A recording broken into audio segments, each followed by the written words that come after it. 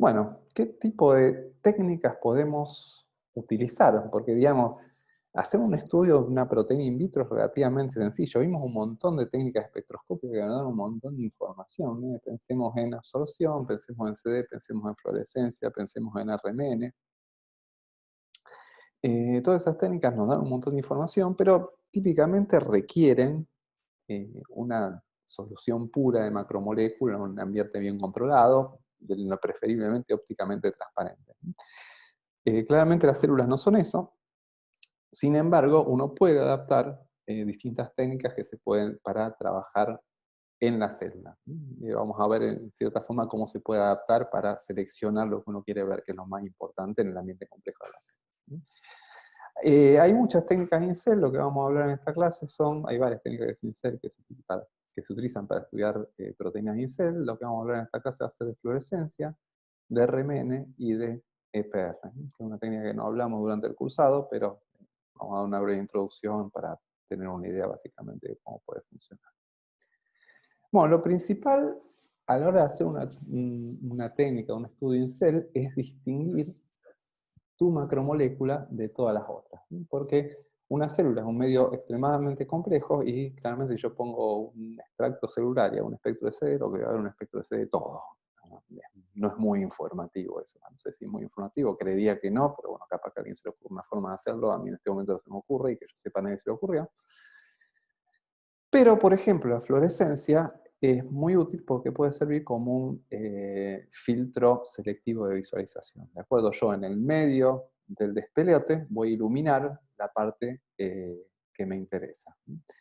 Entonces, para eso voy a utilizar tags, sea tags biosintéticos que se sintetizan biológicamente, como son las proteínas fluorescentes, de las cuales escucharon hablar bastante en las clases de fluorescencia, o algún otro tipo de tags en lo que a mi proteína de interés se le una un fluoróforo orgánico. Y eso permite visualizar dentro de toda la complejidad que tiene una célula, exclusivamente las cosas que me interesan. De esto de microscopía de fluorescencia han hablado eh, durante las clases de fluorescencia, no me voy a extender demasiado. Eh, bueno, la forma de incorporar la sonda, dependiendo de la sonda que se use, puede ser por transfección, expresión o transgénesis en cultivos celulares, o se puede incorporar, por ejemplo, por electroporación. Y la idea es básicamente que uno tiene un fluoróforo y va a excitar ese fluoróforo y solamente va a ver la luz que emite ese fluoróforo y no va a ver el resto de las cosas que no son fluorescentes. ¿Qué técnicas qué técnicas de fluorescencia nos dan información interesante sobre todo este tema que estuvimos tratando, que estuvimos discutiendo? Es decir, cómo afecta el ambiente al comportamiento, el ambiente celular, al comportamiento de las proteínas. Bueno, una técnica es lo que se conoce como FRAP, por el acrónimo que Fluorescence Recovery After Photobleaching. La técnica es realmente muy sencilla y muy informativa. La idea es la siguiente: imagínense que yo tengo una célula donde tengo una proteína marcada. La proteína marcada está distribuida en una región, puede no estar homogéneamente distribuida en la célula, puede estar en el núcleo, puede estar en una región de membrana, algún tipo de organela. Y lo que hago es excitarla con un pulso de luz muy intenso, de forma tal que se fotoblanquee, se hace photobleaching. Si recuerdan en fluorescencia, cuando yo excito a fluoróforos, en el estado excitado son más reactivos y tienden a reventarse y dejar de fluorescer. Entonces, si yo blanqueo una sección de la célula, ¿qué es lo que puede pasar? Una sección de interés, una región de interés. ¿Qué es lo que puede pasar? Si yo lo que estoy tratando de resolver acá es saber si la distribución esta homogénea es fija o es una cosa que es dinámica. Y si es dinámica, ¿cuán dinámica es?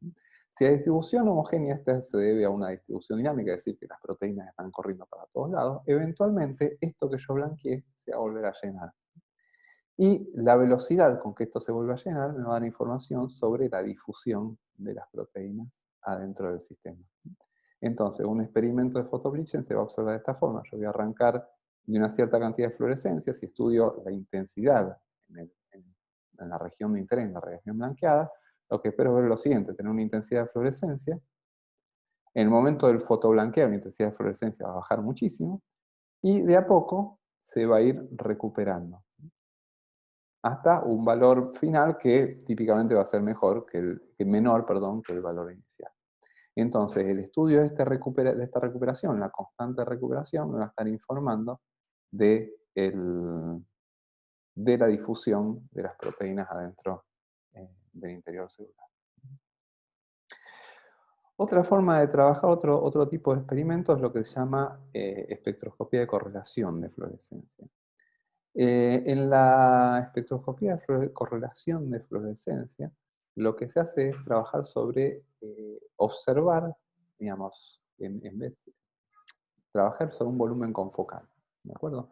Normalmente un microscopio confocal se usa para obtener imágenes, ¿sí? Y entonces lo que se hace es se barre con el láser o con el pinhole o la platina, de una forma u otra, se barre la región a obtener una imagen para ir midiendo fluorescencia en todos los puntos. A partir de la fluorescencia de todos los puntos, se puede reconstruir la imagen. Entonces uno tiene una imagen de fluorescencia muy bonita.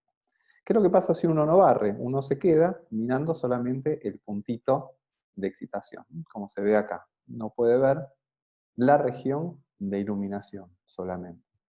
Y en esa región de iluminación puede quedarse viendo, y si lo que hay de fluorescente es muy poquito, lo que voy a tener, digamos, si hay muy poquitos fluoróforos por unidad de volumen, lo que voy a tener es que cuando difundo un fluoróforo en el volumen de observación, voy a obtener un pico de fluorescencia.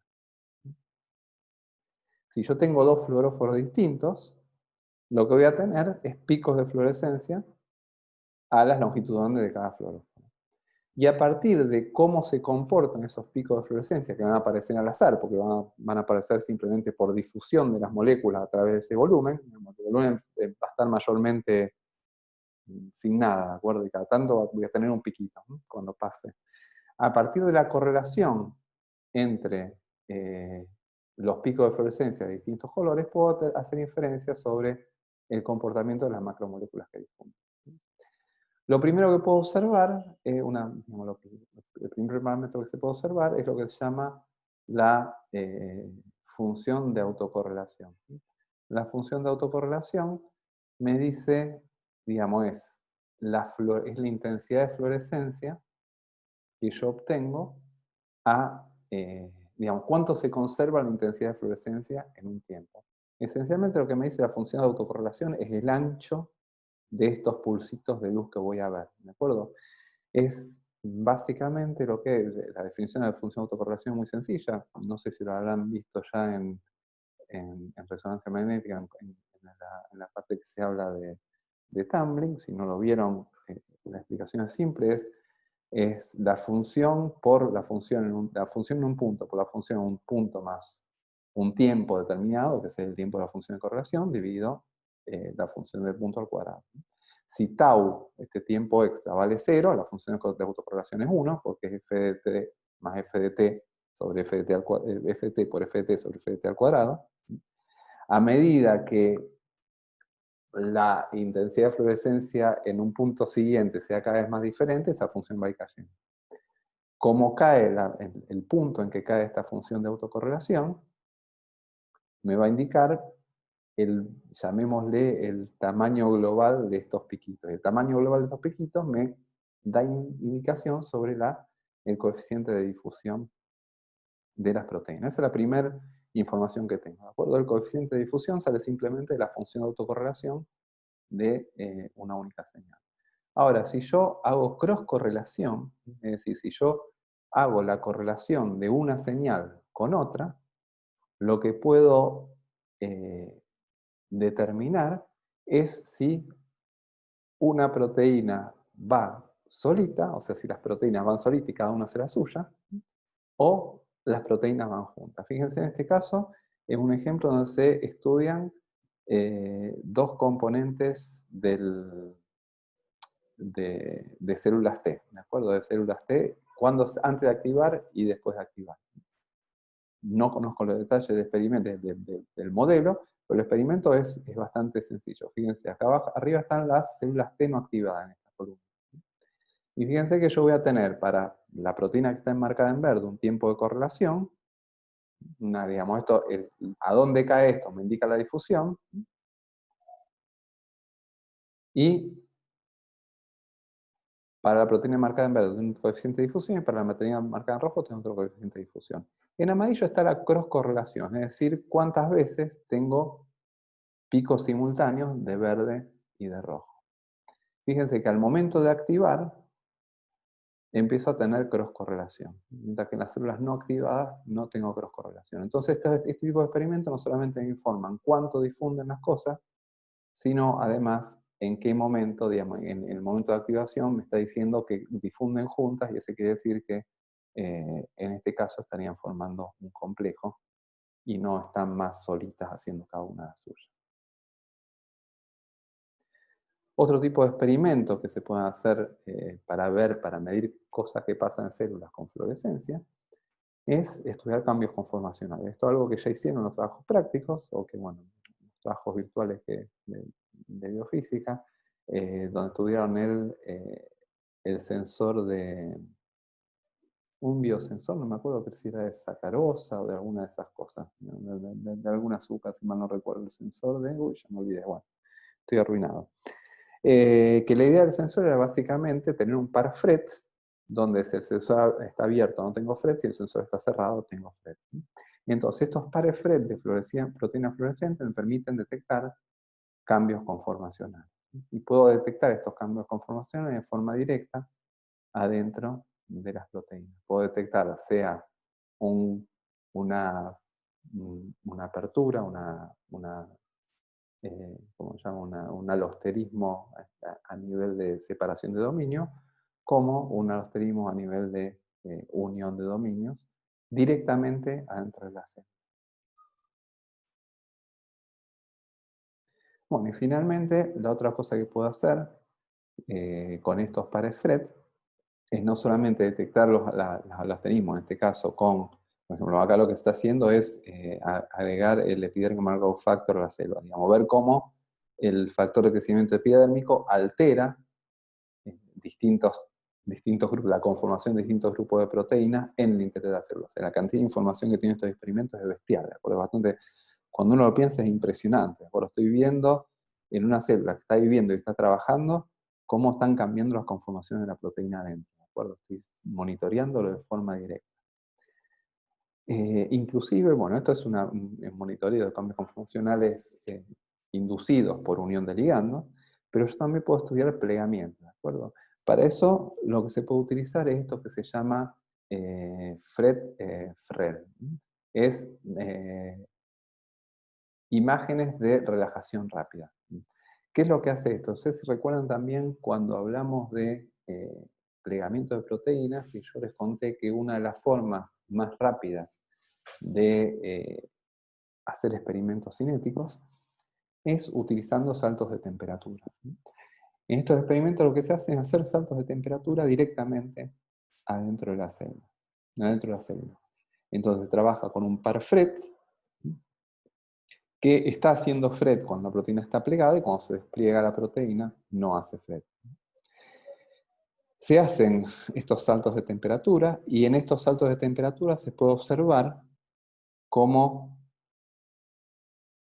es la cinética de desplegado y cómo es la cinética de replegado de la proteína. Y se puede observar cómo cambia esta cinética a distintas temperaturas, digamos, esto es el punto de plegamiento de la proteína, cómo cambia a distintas temperaturas in vitro e in vivo. In vivo, esta proteína aparenta ser más estable que lo que es in vitro, ¿de acuerdo? Y esto de vuelta es una manifestación de la influencia que tiene el entorno tan cargado del interior celular respecto a lo que podemos estudiar in vitro.